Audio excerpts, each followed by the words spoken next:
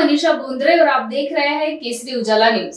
नागपुर जिले के 428 आपले सेवा केंद्र संचालकों ने आज काम बंद करने का आह्वान किया है।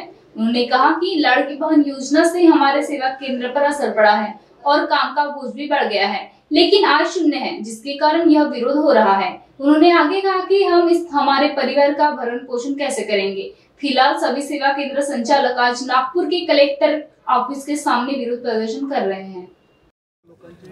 सर, महाराष्ट्र सरकारने जे लाडली बहीण योजना जाहीर केलेली आहे, याच्याकरता त्यांनी मोबाईल ॲप डाउनलोड केलेला आहे, म्हणजे बनवलेला आहे। या मोबाईल ॲपच्या माध्यमातून काम करा म्हणतात आहे, पण या मोबाईल ॲपच्या लोकांना येतच नाही। अंगणवाडी सेविका पुष्कळ लोकांना मोबाईल वापरता येत नाही, त्यांच्याकडे टॅब आहे, तर टॅब बरोबर वर्क करत नाही। आणि इको फ्रेंडली जसं आपण म्हणतो तसं हे फॉर्म फ्रेंडली नाही आहे मोबाईल ॲप। हा मोबाईल ॲपने काम करताना खूप त्रास होतो ना, खूप बटणं आहेत, बारीक बारीक बटणं असतात, ते कम्फर्टेबली ते आपण दाबू शकत नाही। आणि ॲप ओपन असल्यामुळे कोणीही भरून राहिलेलं आहे, त्याचं नुकसान त्या व्यक्तीला होईल, कारण की ज्याला माहिती नाही आहे, चुकीचा फॉर्म भरला, त्याच्यामुळे ते व्यक्तीला पैसे मिळणार नाही। आणि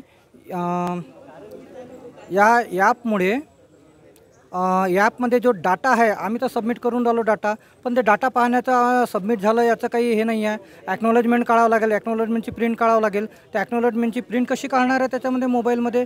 जोपर्यंत तुमच्या कनेक्ट कम्प्युटरला होत नाही किंवा वायफायमध्ये कनेक्ट होत नाही, तोपर्यंत तुम्ही ॲक्नॉलेजमेंट देऊ शकणार नाही।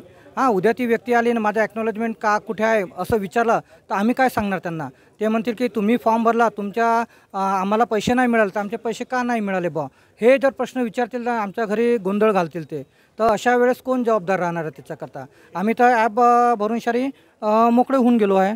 आणि त्यांनी जे आता आयडेंटिटी दिलेली आहे हे फक्त बघून घ्या। याच्यामध्ये फक्त नाव, मोबाईल नंबर यावरतून तुम्हाला फॉर्म भरता येते, कोणीही व्यक्ती भरू शकतो।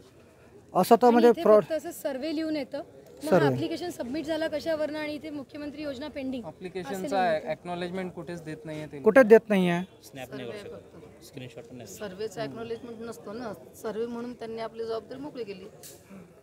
म्हणजे सर्वे करून झाले, जर सरकार नाही आले तर हे पैसे मिळतील की नाही मिळतील याची काही गॅरंटी नाही आहे। आता येताना ऑक्टोबर महिन्यामध्ये इलेक्शन होतील, त्या इलेक्शनच्या माध्यमातून सरकार आपलं साध्य आणि महिलांचं साध्य तर करतच आहे, पण ते सरकार आली तर तो बेनिफिट मिळेल, नाही तर नाही मिळणार।